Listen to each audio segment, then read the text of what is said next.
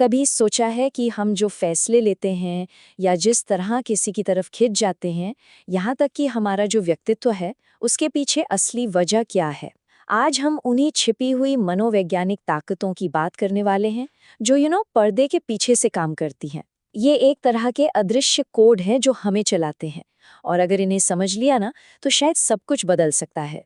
तो शुरुआत बस इस एक सवाल से होती है, क्या कोई मामूली सी तस्वीर जिस पर हमारी नज़र बस एक पल के लिए पड़ती है, हमारे दिमाग के अंदर क्या चल रहा है, इसका कोई गहरा राज खोल सकती है? चलिए पता लगाते हैं। और बस यहीं से हमारी ये पड़ताल शुरू होती है। हम ये समझेंगे कि हम जो देखते हैं और हमारा जो व्यक्तित्व है, उसके बीच का वो हैरान करने वाला कनेक्शन क्या है। पता है, हम दुनिया को जिस नज़र से देखते हैं ना, वो हमारे बारे में बहुत कुछ बता जाता है। जैसे इस तस्वीर को देखिए, ज्यादातर लोगों को पहली नज़र में एक मेंढक दिखेगा। ये जुड़ा है एक सीधे और ईमानदार व्यक्तित्व से, मतलब ये वो लोग हैं जिन पर आप भरोसा कर सकते हैं। लेकिन अगर पहली नज़र उस घोड़े पे पड़ी जो थोड़ा छिपा हुआ है, तो ये इशारा करता है एक ज्यादा सोचने समझने वाले, एक एनालिटिकल दिमाग की तरफ। ये वो लोग हैं जो हर चीज पर सवाल उठाते हैं और उसके गहरे मतलब खोजते हैं। और पता है, ये पैटर्न सिर्फ यही खत्म नहीं होता। एक और तस्वीर देखते हैं। अगर इसमें पहले 3 भालू नजर आएं, तो ये एक लॉजिकल सोच का संकेत है, मतलब step by step problem solve करने का तरीका। लेकिन दूसरी तरफ अगर पहले पहाड़ दिखें, तो ये एक ज्यादा इंट्यूटिव अप्रोच की तरफ इशारा करता है, जहां लोग अपने गट फीलिंग और तजुर्बे पर भरोसा करके फटाफट हल निकालते हैं।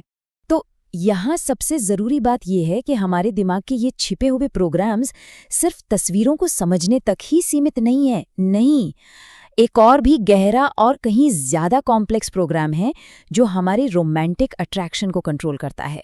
तो अब हम देखने की साइकोलॉजी से हटकर एक और भी बुनियादी चीज़ पर आते हैं, अट्रैक्शन की केमिस्ट्री। चलिए उस बायोलॉजी और साइंस को समझते हैं जो इस चाहत के पीछे छिपी हुई है।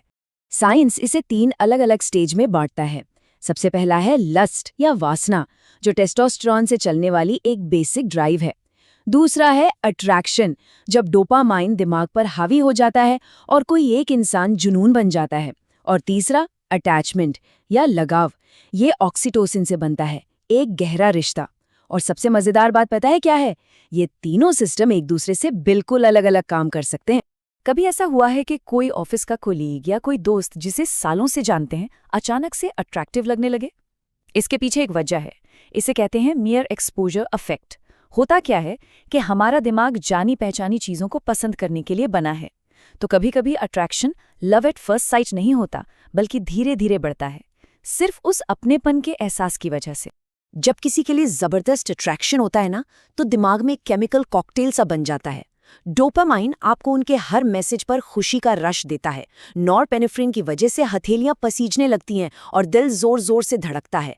और असली खेल तो यहाँ है, सेरोटोनिन का लेवल गिर जाता है और बस इसीलिए उस इंसान के अलावा कुछ और सोचना मुश्किल हो जाता है। ये कोई पागलपन नहीं है, ये बस हमारी बॉडी का तरीका है ये पक्का करने का कि ये मौका हाथ से न जाए। लेकिन ये अट्रैक्शन सिर्फ केमिकल्स का खेल नहीं है, इसकी प्रोग्रामिंग तो बहुत बहुत पहले शुरू हो जाती है। ये एक ऐसा ब्लूप्रिंट है जो हमारी जिंदगी के शुरुआती सालों में, हमारे बचपन में ही तैयार हो जाता है। और यही बात हमें हमारी लव प्रोग्रामिंग की सबसे गहरी जड़ों तक ले जाती है, बचपन। जी हाँ, यहीं पर हमारे प्यार करने और किसी से जुड़ने के तरीकों का असली ब्लूप्रिंट तैयार होता है। देखिए, जब किसी बच्चे को लगातार वो प्यार और वैलिडेशन नहीं मिलता, तो साइकोलॉजिस्ट इसे अटैचमेंट वुंड्स कहते हैं। और ये घाव, ये वक्त के साथ भरने के बजाय हमारे सबकॉन्शियस में और गहरे उतर जाते हैं और फिर जिंदगी भर हमारे रिश्तों पर असर डालते हैं। और ये घाव बड़े होने पर कई तरीकों से सामने आते हैं। जैसे हो सकता है कि कोई अपने रिश्तों में हमेशा एकदम चौकन्ना रहे, इस डर से कि उसे छोड़ दिया जाएगा। या शायद किसी को तारीफ या प्यार से ही अजीब लगने लगे, क्योंकि अंदर कहीं ये विश्वास बैठ गया है कि वो इसके लायक नहीं। कुछ लोग प्यार कमाने के लिए हद से ज्यादा मेहनत करते हैं या हर किसी को खुश करने में लग जाते हैं। कुछ लोग तो दोबारा चोट लगने के डर से अपनी फीलिंग्स को ही बंद कर देते हैं। और कई लोग इस डर में जीते हैं कि वो दूसरों पर बोझ बन जाएं। और जब इन गहरे घावों पर ध्यान नहीं दिया जाता ना, तो ये एक धीमे जहर की तरह काम करते हैं। ये उन रिश्तों को अंदर से खोखला कर देते हैं जिन्हें हम सबसे ज्यादा अहमियत देते हैं। ये हमसे ठीक वही चीजें तोड़वा सकते हैं जिनकी हमें सबसे ज्यादा चाहत होती है, एक सच्चा कनेक्शन। ये बात हमें एक और भी गहरे टॉपिक की ओर ले जाती है, धोखे की साइकोलॉजी। ये समझने के लिए कि कोई धोखा क्यों देता है, हमें अक्सर रिश्ते से बाहर झांकना पड़ता है और उस इंसान के अंदर चल रहे संघर्षों को देखना पड़ता है। तो बेवफाई के पीछे आखिर होता क्या है? अक्सर ये वैलिडेशन की तलाश होती है, चाहे जाने की एक गहरी जरूरत। कभी कभी सुनने में अजीब लगेगा, लेकिन ये इंटीमेसी का डर भी होता है। कुछ लोग एक ऐसे रिश्ते को तोड़ने के लिए धोखा देते हैं जो बहुत ज्यादा असली लगने लगता है। इसके अलावा इम्पल्सिव बिहेवियर, पुराना कोई ट्रॉमा या सिर्फ अपने ईगो को बूस्ट करना भी वजह होती हैं।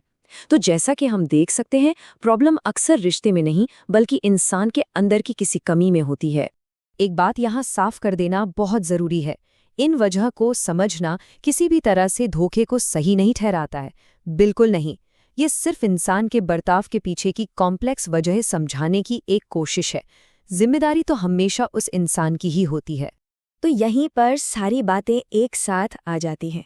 एक तरफ हमारी बायोलॉजी है, दूसरी तरफ हमारे अतीत का बोझ, और फिर वो फैसले हैं जो हम आज लेते हैं। इन तीनों ताकतों का मेल ही असल में हमारी जिंदगी की कहानी लिखता है। और ये बात हमें पूरी कहानी के सेंटर में ले आती है। एक तरफ है हमारी वो छिपी हुई प्रोग्रामिंग, दिमाग की केमिस्ट्री, बचपन के घाव, हमारी बायोलॉजिकल ड्राइव। लेकिन दूसरी तरफ, और ये सबसे जरूरी है, हमारी अपनी कॉन्शियस पावर है, चुनने की ताकत, एक्शन लेने की ताकत, बदलने और बेहतर बनने की कोशिश करने की ताकत। तो इसका सार क्या है? यही कि बायोलॉजी हमें एक दिशा दे सकती है और हमारा अतीत हमारे रास्ते को आकार दे सकता है, लेकिन वो हमारी मंजिल तय नहीं करते। आखिर में हमारा हर एक चुनाव हमारे भविष्य को बनाता है। हमारी जिंदगी और हमारे रिश्तों का अगला चैप्टर लिखने की ताकत हमारे अपने हाथों में है। और ये हमें एक आखिरी और शायद सबसे जरूरी सवाल पर लाकर छोड़ देता है।